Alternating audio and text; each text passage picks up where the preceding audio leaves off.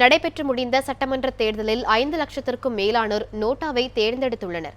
ஆட்சியாளர்களுக்கு இவர்கள் சொல்ல வருவது என்ன, இதன் மூலம் ஆட்சியாளர்கள் கற்றுக்கொள்ள வேண்டிய பாடம் என்ன என்பது குறித்து இந்த செய்தி தொகுப்பில் தற்போது பார்க்கலாம். 2014ஆம் ஆண்டு நாடாளுமன்ற தேர்தலில் அறிமுகப்படுத்தப்பட்டது நோட்டா.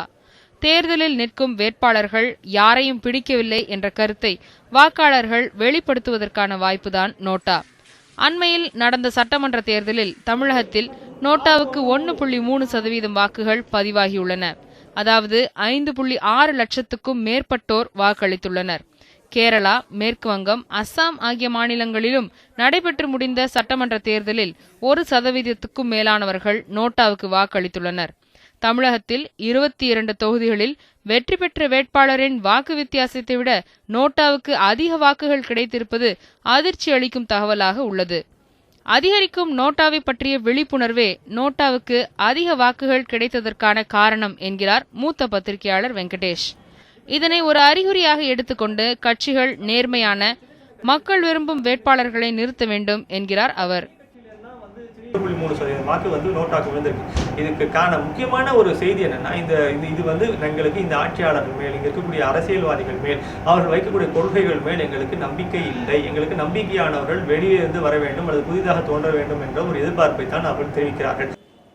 நோட்டாவுக்கு வாக்களித்ததன் மூலம் மாற்று என்று கூறுபவர்களை கூட மாற்றாக மக்கள் கருதவில்லை என்றும், நோட்டாவுக்கு வாக்களித்தவர்கள் வாக்கே அளிக்காதவர்கள் ஆகியவர்களின் உண்மை மனநிலையை அறிய கட்சிகள் முயற்சி எடுக்க வேண்டும் என்கிறார் அரசியல் விமர்சகர் பத்ரி சேஷாத்ரி.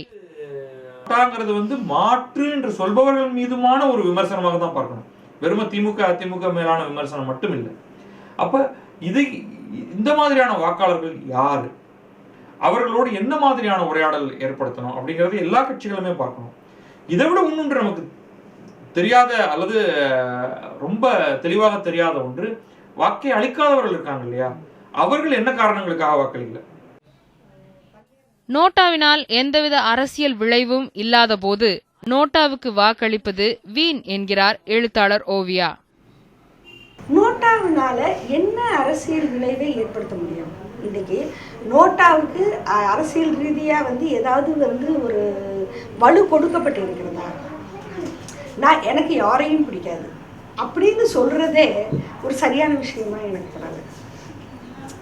இங்க இருக்கிற எல்லாரும் தப்பு அப்படின்னு சொல்றது மூலம் தன்னை சரியானவராக காட்டிக்கொள்ளக்கூடிய ஒரு மனவியாதி இன்னைக்கு நிறைய பேர்கிட்ட இருக்கு. யாருக்கும் வாக்களிக்க விருப்பமில்லாதவர்களின் குரலும் ஒலிக்க வேண்டும் என்பதற்காக நோட்டா அறிமுகப்படுத்தப்பட்டது ஜனநாயகத்தின் சிறப்பம்சமாகும்.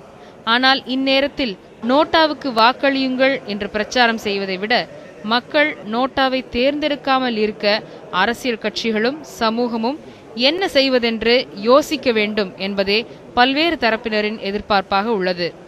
ஒளிப்பதிவாளர் லட்சுமிபதியுடன் சாரதா, நியூஸ் 7 தமிழ், சென்னை.